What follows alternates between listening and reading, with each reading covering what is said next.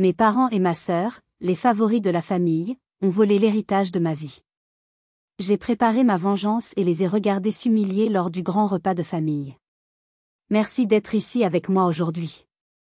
J'espère que tu passes une journée merveilleuse où que tu sois. J'aimerais que tu partages dans les commentaires depuis quelle ville ou quel pays tu nous regardes et quelle heure il est là-bas. Maintenant, commençons notre histoire ensemble. Je m'appelle Amélie Martin. J'ai 42 ans et depuis 20 ans, mon univers se résume aux murs de verre et d'acier d'Énergie France, ici, à Lyon. Je ne suis pas une de ces figures charismatiques qui électrisent les salles de réunion. Non. Je suis l'ingénieur de données senior, la femme de l'ombre, celle que l'on qualifie de « fiable ».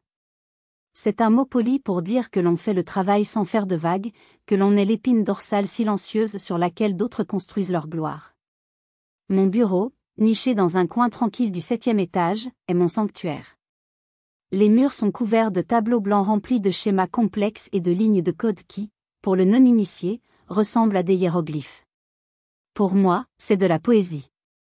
Une poésie logique, pure et parfaite. Depuis 18 mois, cette poésie avait un nom, le projet Phénix. Ce n'était pas simplement un projet de plus. C'était le projet d'une vie. Un algorithme d'intelligence artificielle destiné à révolutionner la gestion du réseau énergétique national. Imaginez un système nerveux central pour l'électricité de tout un pays, capable de prédire la consommation à la seconde près, de dévier l'énergie des sources renouvelables en temps réel, d'anticiper les pannes avant qu'elles ne surviennent. Les enjeux étaient colossaux, des milliards d'euros d'économie, une avancée majeure pour l'écologie, et une place de leader mondial pour Énergie France.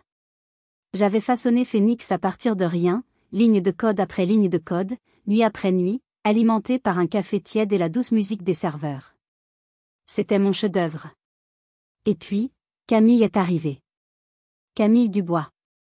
28 ans, un diplôme d'une grande école de commerce, un sourire éclatant et des tailleurs Chanel qui semblaient coûter plus cher que ma première voiture. Elle était la nouvelle chef de projet stratégique. Dès le premier jour, elle a plané sur l'étage comme une reine visitant ses terres. Elle ne marchait pas, elle glissait. Elle ne parlait pas, elle charmait. Son vocabulaire était un défilé de mots à la mode, synergie, disruption, agilité, empowerment. Des mots vides qu'elle lançait comme des paillettes pour aveugler son auditoire. J'ai su dès notre première rencontre qu'elle était dangereuse. Surtout quand j'ai appris, par la machine à café, qu'elle était la filleule de notre grand PDG, Monsieur Dubois en personne. Elle était intouchable. Notre manager direct, Stéphane, un homme dont la colonne vertébrale semblait être faite de guimauve, est tombé sous son charme instantanément. Il buvait ses paroles comme si elles étaient du champagne. Une semaine après son arrivée, nous avons eu notre première réunion d'avancement sur Phénix. J'ai passé 20 minutes à expliquer une avancée cruciale sur l'algorithme prédictif, schéma et données à l'appui. Les directeurs présents fronçaient les sourcils, essayant de suivre. À la fin, un silence un peu confus s'est installé. C'est là que Camille est intervenue. Elle s'est levée, avec son sourire confiant. Merci, Amélie, pour cette analyse très technique. Si je peux me permettre de synthétiser pour nos directeurs, ce que nous avons ici, c'est une disruption synergique de notre paradigme de distribution. Nous n'optimisons pas seulement, nous créons un nouvel écosystème énergétique agile. Pas un seul des mots qu'elle avait prononcé n'avait de sens concret, mais Stéphane a hoché la tête avec ferveur, le visage illuminé. Exactement. Voilà la vision, l'esprit de synthèse dont nous avons besoin. Excellent, Camille. Pendant qu'il l'applaudissait, je suis retournée m'asseoir dans mon coin. Je n'étais pas seulement devenue invisible. J'étais devenue le dictionnaire technique sans nom que la belle oratrice utilisait pour ses discours. Le chef-d'œuvre avait trouvé sa façade, et cette façade n'était pas la mienne. La partie venait de commencer, et je sentais déjà que j'allais la détester. Les semaines qui ont suivi ont installé une routine toxique. Camille était un parasite. Un parasite magnifique et sophistiqué, mais un parasite tout de même. Elle se nourrissait de mon travail, le digérait et le régurgitait sous forme de présentations PowerPoint colorées et de discours grandiloquents. Nos réunions suivaient toujours le même schéma. Je présentais les données, les avancées, les problèmes complexes. Puis, Camille prenait la parole, me coupant souvent avec un « laisse-moi reformuler ça pour que ce soit plus clair pour tout le monde », avant de s'approprier l'idée avec son jargon d'entreprise. Je me souviens d'une séance de brainstorming particulièrement frustrante. J'avais passé le week-end à développer une nouvelle approche pour la gestion des pics de demande, une idée qui pouvait nous faire économiser des millions. Je l'ai présentée, avec prudence, sur un tableau blanc. Camille a écouté, les yeux plissés, puis a souri. C'est une bonne base, Amélie. Mais si on y ajoutait une couche de gamification pour les utilisateurs finaux? On pourrait appeler ça le Phoenix Impact Score. L'idée était absurde et totalement inapplicable à l'échelle d'un réseau national, mais les mots gamification et Impact Score ont fait briller les yeux de Stéphane. À la fin de la réunion, l'idée était devenue l'approche innovante de Camille. La mienne avait été reléguée au rang de simple brouillon technique. La complicité de Stéphane était la clé de voûte de ce système. Il était l'architecte de mon effacement. Un jour, j'ai découvert par hasard qu'il avait oublié de transmettre à la direction un rapport que j'avais rédigé, détaillant une percée qui réduisait de 30% le temps de calcul de notre modèle. C'était une victoire majeure. À la place, il avait envoyé un mémo d'une page, co-signé avec Camille, qui parlait de l'amélioration continue de la vélocité du projet grâce à un leadership stratégique. Mon nom n'était même pas mentionné. Quand je lui ai demandé des explications, il a eu l'air vaguement gêné. Oh, tu sais Amélie, il ne faut pas noyer la direction dans les détails techniques. L'important, c'est le message global. Le message global, c'était que Camille était une meneuse, et moi, une exécutante. C'est dans cette atmosphère que mon alliance avec Julien s'est nouée. Julien était notre expert en cybersécurité, un homme d'une 50aine d'années, le regard un peu las de celui qui a tout vu, surtout le pire. Il parlait peu, mais ne ratait rien. Un soir, alors que je quittais le bureau vers 21h, je l'ai croisé près des ascenseurs. Il tenait une tasse de café froid. Encore en train de polir les bijoux de la couronne, m'a-t-il demandé sans préambule. J'ai haussé les épaules. Il y a du travail. Il a fait un pas vers moi, baissant la voix. J'ai vu le mémo de Stéphane et de la petite Dubois. J'ai aussi vu ton rapport initial dans les logs du serveur, avant qu'il ne disparaisse. Il a pris une gorgée de son café. C'est de l'art, ce que tu fais, Amélie. De l'orfèvrerie. Fais juste attention que le cadre ne vale pas plus que la peinture. C'était la première fois que quelqu'un voyait. Pas seulement le travail, mais aussi le vol. Ce soir-là, en rentrant chez moi, je me suis sentie un peu moins seule. Mais la phrase de Julien a tourné en boucle dans ma tête. Le cadre était en train de dévorer la toile. Et si je ne faisais rien, il ne resterait bientôt plus rien de mon œuvre. La colère, qui couvait depuis des semaines, a commencé à se solidifier pour devenir autre chose, une résolution froide et patiente. Le point de rupture n'a pas été une explosion, mais un murmure empoisonné entendu à travers une porte entr'ouverte. C'était un mardi après-midi, 3 semaines avant la présentation finale au conseil d'administration. Je passais devant le bureau de Stéphane, un simple cube de verre qui offrait une vue imprenable sur son manque total d'intimité. La voix de Camille flottait dans le couloir, claire et enjouée. Elle était au téléphone, en haut-parleur. Oui, parrain, tout se passe à merveille. Phoenix est sur les rails, ne t'inquiète pas, une pause. J'ai reconnu le ton mielleux qu'elle utilisait avec son parrain, notre PDG, Monsieur Dubois. La dernière étape était un peu compliquée, un bug coriace dans l'algorithme de prédiction, mais j'ai passé la nuit dessus et j'ai fini par le craquer. C'est bon, la voie est libre. Je me suis arrêté net. Le gobelet d'eau en plastique dans ma main s'est soudainement affaissé. Un frisson glacial a parcouru mon échine. Elle parlait du bug sur lequel j'avais travaillé sans relâche pendant les dernières 72 heures. Le bug dont j'avais envoyé le rapport de résolution à Stéphane, et uniquement à Stéphane, moins d'1 heure auparavant. Elle récitait mes conclusions, mes propres mots, comme s'ils étaient le fruit de sa nuit blanche. Formidable, ma chérie, a répondu la voix lointaine du PDG.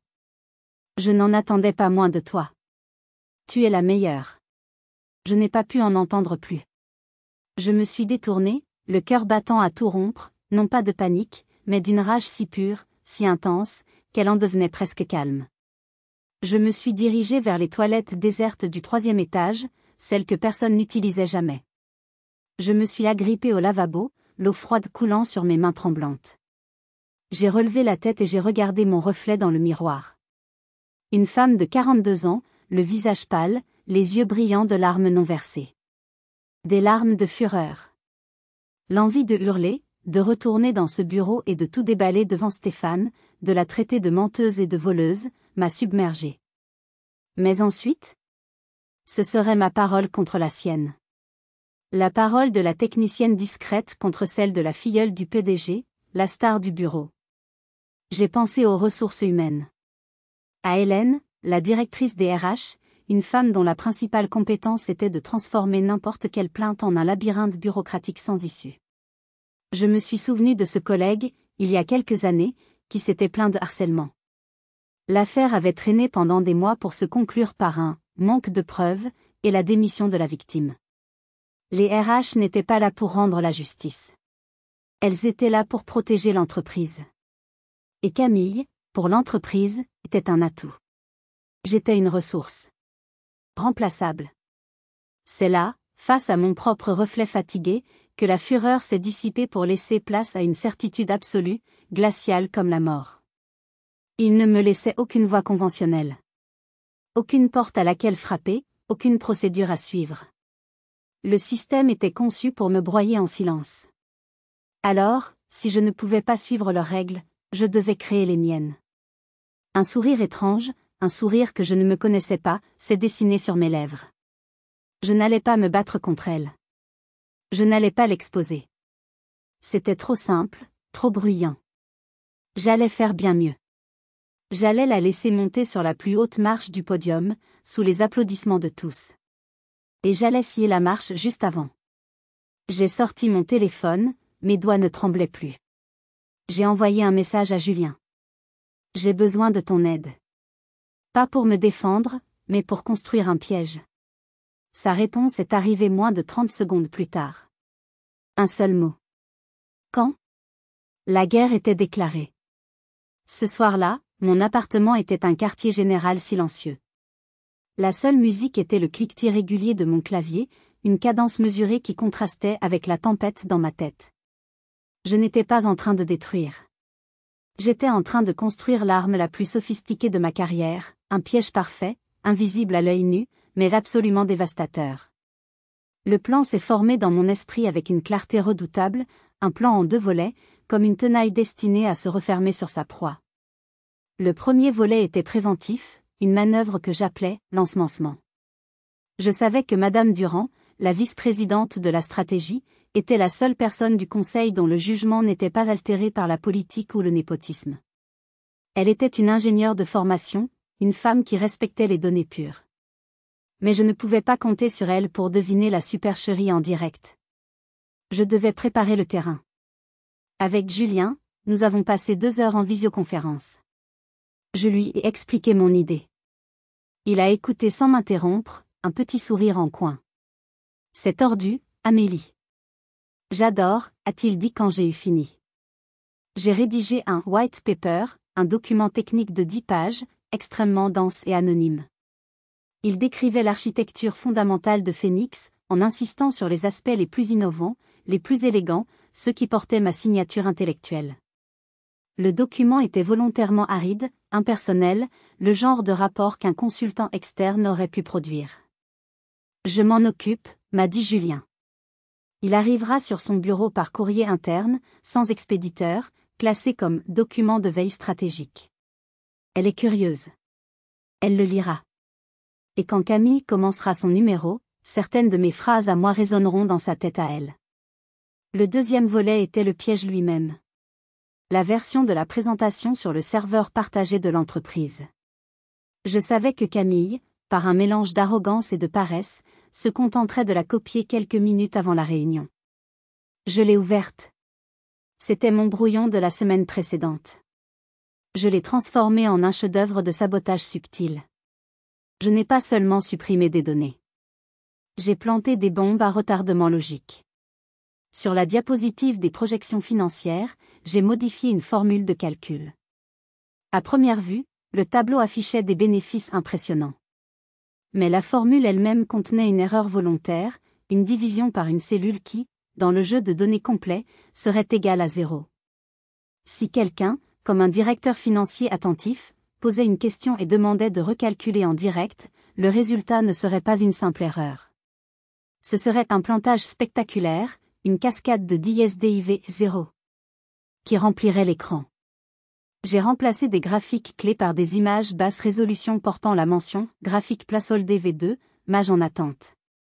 J'ai laissé des liens hypertextes menant à des répertoires vides.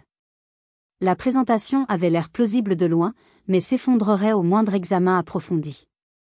C'était une maison en carton peinte pour ressembler à un château. La dernière étape était mon assurance vie, mon alibi irréfutable. Julien a mis en place un script de surveillance discret sur le serveur. Il enregistrerait l'heure exacte, l'utilisateur et l'adresse IP de la personne qui téléchargerait le fichier présentation-phoenix-final-draft.pptx. Pendant ce temps, j'ai mis la touche finale à ma vraie présentation. 50 diapositives impeccables, chaque donnée vérifiée, chaque graphique parfait. Je l'ai sauvegardé sur une clé USB argentée, que j'ai chiffrée. Puis, j'ai ouvert ma messagerie. J'ai envoyé un email à Julien, à Stéphane, et à mon adresse personnelle. Objet, backup de sécurité, présentation Phoenix pièce jointe, présentation-phoenix-archive-final.pptx, protégé par mot de passe, message, bonsoir, voici une copie de sauvegarde de la présentation finale pour le conseil. Je suis un peu nerveuse, je préfère être prudente. Le mot de passe est celui que nous utilisons pour les archives sensibles. Bonne soirée, Amélie. J'ai cliqué sur « Envoyer ». L'horodatage est apparu, 22h17. La preuve de ma paternité était scellée, verrouillée et chargée. Le gantelet était jeté. Il ne restait plus qu'à attendre que l'adversaire le ramasse. Les jours qui ont précédé la présentation se sont écoulés dans une tension presque palpable. L'air du bureau était lourd, électrique. Camille flottait au milieu de tout ça avec une assurance qui frisait l'indécence. Elle était la star, la meneuse d'hommes qui s'apprêtait à livrer le projet de l'année. Elle passait ses journées en appels téléphoniques, riant fort, ou en déjeuner stratégique avec d'autres directeurs. Pour elle, le travail était déjà fait. Le travail, bien sûr, c'était de s'assurer que tout le monde sache que c'était son succès. Son arrogance était devenue insupportable. Elle traitait les membres de l'équipe comme ses assistants personnels. J'ai vu Pascal, un jeune analyste, se faire envoyer chercher son café. J'ai vu Charlotte, une autre collègue qui avait clairement choisi son camp, passer des heures à reformater les quelques diapositives d'introduction que Camille avait daigné faire elle-même. C'est Lucie, la jeune stagiaire que j'avais prise sous mon aile, qui m'a apporté le dernier élément dont j'avais besoin. Lucie était brillante, curieuse et possédait une intégrité rafraîchissante. Elle était venue me voir un après-midi, l'air profondément troublé. « Amélie ? Je peux te parler une minute ? Nous nous sommes isolés près de la fontaine à eau. J'ai entendu quelque chose. » A-t-elle commencé, hésitante. « Je ne veux pas causer de problème, mais... » « Dis-moi, Lucie. » Elle a pris une profonde inspiration. J'étais à la photocopieuse. Camille et Charlotte parlaient. Elles ne m'ont pas vue. Charlotte a demandé à Camille si elle n'avait pas peur de ne pas maîtriser les détails techniques pour la présentation. Le sang dans mes veines s'est glacé. Et qu'est-ce qu'elle a répondu ? Lucie a baissé les yeux. Elle a ri. Elle a dit, la vieille est une bonne technicienne, mais elle ne comprend rien à la politique. Elle a fait tout le sale boulot. Maintenant, c'est à moi de le vendre. C'est facile de la gérer. Un silence s'est installé entre nous. J'ai posé une main sur l'épaule de Lucie. Son inquiétude était sincère. Elle était outrée pour moi. Merci de me l'avoir dit, Lucie. Ne t'inquiète pas. Parfois, les gens qui pensent tout gérer sont ceux qui contrôlent le moins de choses. Cette conversation a été le dernier clou dans le cercueil de ma culpabilité. Toute hésitation, toute once de pitié que j'aurais pu ressentir a été balayée. La vieille. C'est donc ce que j'étais pour elle. Un outil usé, bon à jeter une fois le travail terminé. Ma résolution, déjà d'acier, s'est transformée en diamant. La veille de la présentation, l'atmosphère était surréaliste. Camille a organisé un pot de motivation pour l'équipe, avec des croissants et du jus d'orange. Elle a porté un toast à notre succès imminent, remerciant tout le monde pour leur contribution sous son leadership. Elle m'a même adressé un clin d'œil complice, un geste si condescendant que j'ai dû serrer les poings pour ne pas réagir. Ce soir-là, je suis restée tard. Pas pour travailler, mais pour observer. À 18h30, l'étage était vide, à l'exception de Camille. Je l'ai vue, depuis mon bureau, se diriger vers son ordinateur. Quelques clics. J'imaginais le fichier présentation-phoenix-final-draft.pptx se copier sur sa clé USB personnelle. Le poisson venait de mordre à l'hameçon. Je suis rentrée chez moi.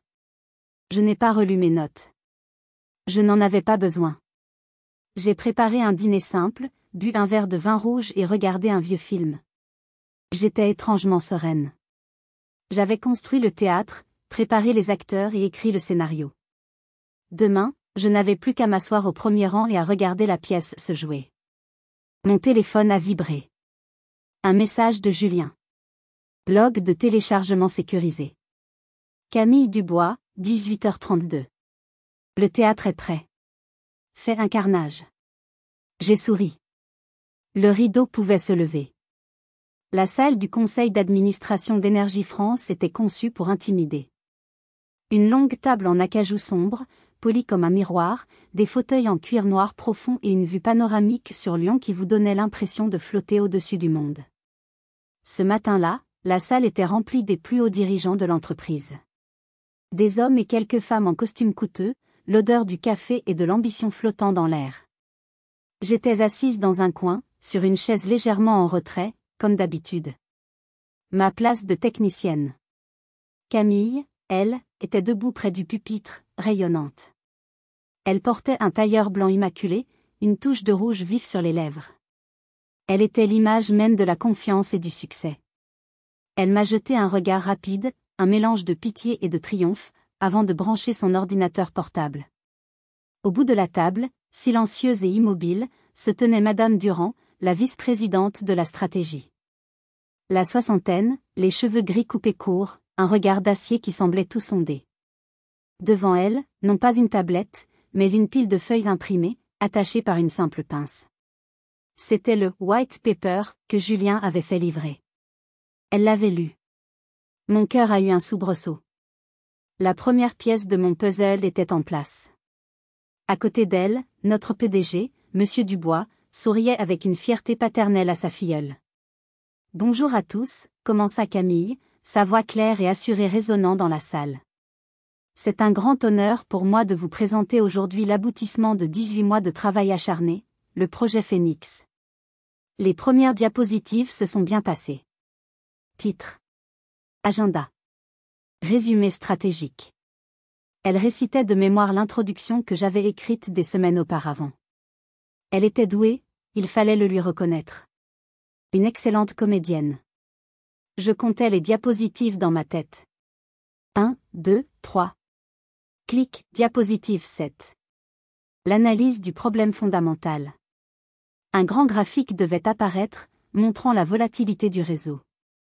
À la place, un carré gris s'est affiché, avec en son centre les mots « Graphique placeholder V2, mage en attente ». Un murmure a parcouru la salle. Une fraction de seconde de confusion a traversé le visage de Camille, mais elle a tenté de continuer, imperturbable. Comme vous pouvez, l'imaginer, les données indiquent des défis significatifs. Clic, diapositive 8. L'architecture du modèle d'IA. Le cœur du réacteur. Un titre, Architecture neuronale de Phoenix, et en dessous, un immense rectangle blanc. Vide. Le silence dans la salle est devenu pesant. Le sourire de Camille s'est figé. Elle a cliqué frénétiquement sur sa souris, comme pour ranimer une bête morte. Rien. La sueur a commencé à perler sur ses tempes. Il doit y avoir un bug d'affichage. A-t-elle bafouillé? C'est alors qu'un directeur financier à l'autre bout de la table a pris la parole. Mademoiselle Dubois, Pourriez-vous revenir à la diapositive des projections sur 5 ans, s'il vous plaît? Le tableau m'a semblé curieux. Prise de panique, elle a obéi. La diapositive du tableau piégé s'est affichée. Pourriez-vous juste nous reconfirmer le bénéfice net estimé pour l'année 3? A demandé le directeur. Camille a plissé les yeux pour lire les chiffres qu'elle ne comprenait pas. C'est à ce moment que Madame Durand est intervenue. Sa voix n'était pas forte, mais elle a coupé le souffle de tout le monde. N'est-ce pas inutile, monsieur? Il est évident que ces chiffres sont faux. Elle a tapoté la pile de feuilles devant elle. L'architecture décrite dans le document technique que j'ai ici rend de telles projections impossibles. Elle a levé les yeux vers Camille, un regard glacial. Mademoiselle Dubois, vous nous parlez de leadership, mais votre présentation semble être, au mieux, une ébauche très préliminaire. Camille est devenue blême. Elle était prise au piège. Madame Durand a continué, sa voix ne trahissant aucune émotion. Mademoiselle, dans le dossier préparatoire que j'ai reçu, il est question d'une architecture de données particulièrement innovante, en nid d'abeille. Pouvez-vous nous expliquer son implémentation? Le silence qui a suivi a été le plus long de ma vie. Camille a ouvert la bouche, mais aucun son n'en est sorti. Elle ne savait même pas de quoi parlait Madame Durand. Alors, la vice-présidente a lentement balayé la salle du regard, et ses yeux se sont posés sur moi, dans mon coin. Le dossier mentionne également que la chef de projet technique et l'architecte principal de ce modèle est Madame Amélie Martin. Tous les visages se sont tournés vers moi. Madame Martin, a poursuivi Madame Durand, sa voix résonnant comme un appel au tribunal.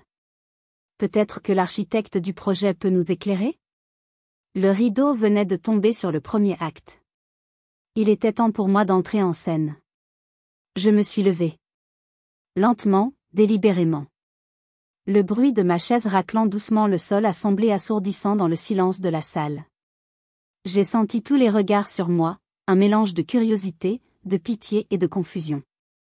J'ai marché vers le pupitre, mais pas régulier et calme. En passant à côté de Camille, j'ai évité de la regarder, mais j'ai senti la vague de haine pure qui émanait d'elle. Elle était figée, une statue de cire blanche dont le sourire avait fondu. Arrivé au pupitre, j'ai doucement débranché son ordinateur portable et j'ai sorti de la poche de ma veste ma simple clé USB argentée. Je l'ai insérée dans le port. Le contact métallique a produit un petit clic sec, le son d'une serrure qui s'ouvre. Ou qui se ferme. Mon écran de bureau est apparu, puis j'ai ouvert le bon fichier. La première diapositive de ma présentation s'est affichée, nette et professionnelle. Projet Phoenix, architecture, implémentation et résultats. Par Amélie Martin, ingénieure de données senior. Mon nom, seul, en toutes lettres. J'ai pris une profonde inspiration et j'ai commencé à parler. Ma voix était claire, plus assurée que je ne l'avais jamais entendue. Je n'ai pas lu mes notes.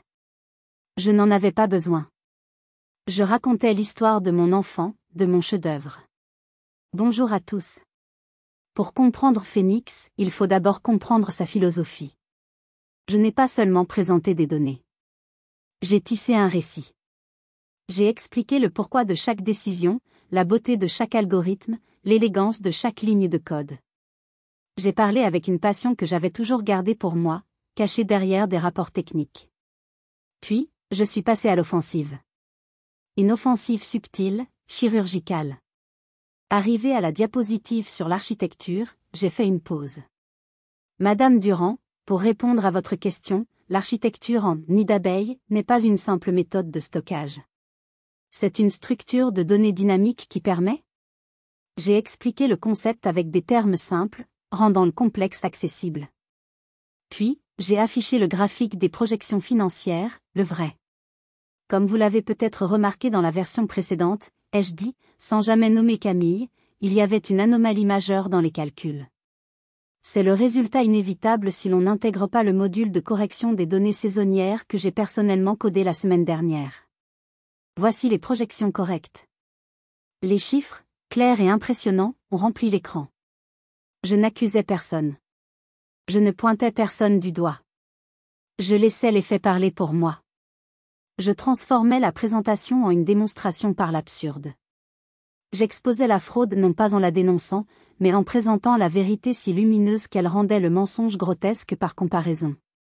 Le directeur technique, un homme réputé pour ses questions pièges, m'a interrompu. Madame Martin, qu'en est-il de la gestion des données aberrantes? Un pic de consommation inattendu pourrait fausser tout le modèle. J'ai souri. Excellente question, monsieur. C'est précisément le bug sur lequel nous avons travaillé ces derniers jours. La solution, un script de lissage adaptatif, n'était probablement pas intégré dans les versions de travail précédentes. Laissez-moi vous montrer comment il fonctionne. Chaque question était une occasion de démontrer ma maîtrise totale du sujet. Chaque réponse était un clou de plus dans le cercueil de l'imposture de Camille. L'atmosphère dans la salle avait complètement changé. Je n'étais plus la technicienne dans son coin. J'étais l'experte. L'autorité. La seule personne dans cette pièce qui savait réellement de quoi elle parlait. Quand j'ai terminé, un silence a flotté pendant une seconde, puis les applaudissements ont éclaté. Pas les applaudissements polis de fin de réunion. Des applaudissements sincères, nourris. J'ai vu Stéphane, mon manager, le visage décomposé, applaudir mollement comme un automate. Monsieur Dubois avait l'air d'avoir vieilli de 10 ans. Et Madame Durand, du fond de la salle, m'a gratifié d'un très léger, presque imperceptible, signe de tête. Un signe d'approbation. C'était plus gratifiant que tous les applaudissements du monde. La bataille était gagnée. Mais je savais que la guerre, elle, n'était pas tout à fait terminée. La victoire dans la salle du conseil n'était qu'un début. Je savais que dans une entreprise comme la nôtre, un scandale n'est jamais aussi simple qu'une humiliation publique. Il y a toujours des tentatives pour gérer la situation, pour lisser les angles, pour sauver les apparences. La semaine qui a suivi la présentation a été la plus longue et la plus étrange de ma carrière. Je l'ai appelée la semaine du jugement. Le premier jour, le bureau était un champ de mine sociale. Les gens m'évitaient ou, au contraire, venaient me féliciter avec un enthousiasme un peu trop appuyé. Stéphane ne sortait plus de son bureau. Camille était absente, officiellement, en congé maladie. J'ai continué mon travail comme si de rien n'était, répondant aux emails, analysant des données. Je projetais une image de calme absolu, mais à l'intérieur, j'étais en alerte maximale. Le mercredi, la convocation est tombée. Un email laconique de l'assistante du PDG. Monsieur Dubois souhaiterait vous rencontrer, ainsi que Mademoiselle Dubois et Monsieur Stéphane, dans son bureau demain à 14 heures pour une réunion de clarification. La réunion de clarification.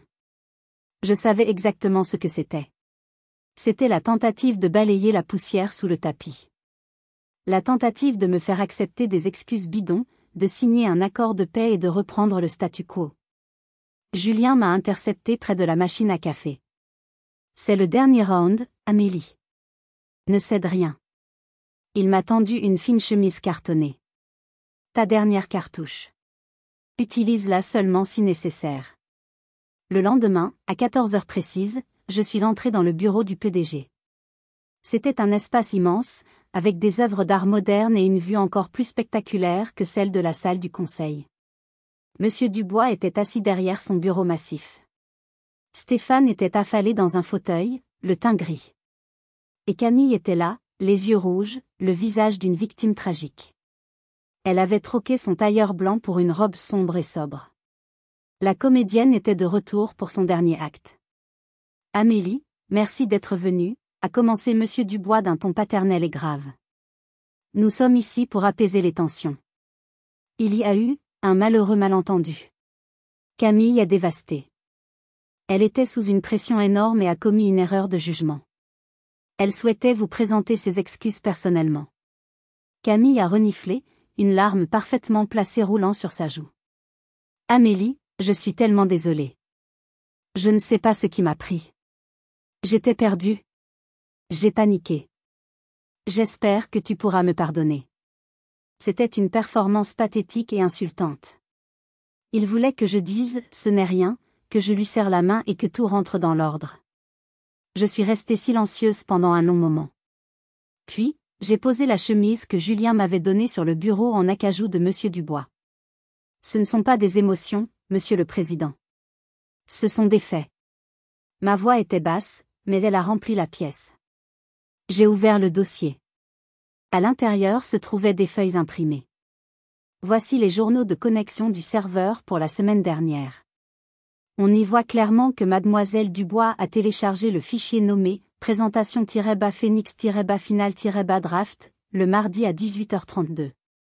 J'ai poussé une autre feuille vers lui.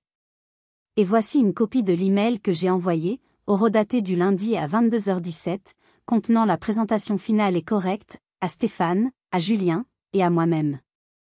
J'ai levé les yeux vers lui, puis vers Stéphane, qui semblait avoir arrêté de respirer. Ce n'était pas une erreur de jugement. Ce n'était pas un malentendu. C'était une tentative délibérée de s'approprier le travail d'autrui. Les faits sont les faits. Le visage de M. Dubois s'est durci. Le patriarche bienveillant avait disparu, remplacé par le chef d'entreprise acculé. Il a regardé Camille, dont le visage n'exprimait plus la tristesse, mais la fureur d'avoir été démasquée. La porte du bureau s'est ouverte sans que l'on frappe. Madame Durand est entrée. Elle n'avait pas été invitée, mais personne n'a osé le lui faire remarquer. Elle a regardé la scène, les papiers sur le bureau, les visages défaits. J'espérais ne pas avoir à interrompre, a-t-elle dit d'une voix neutre.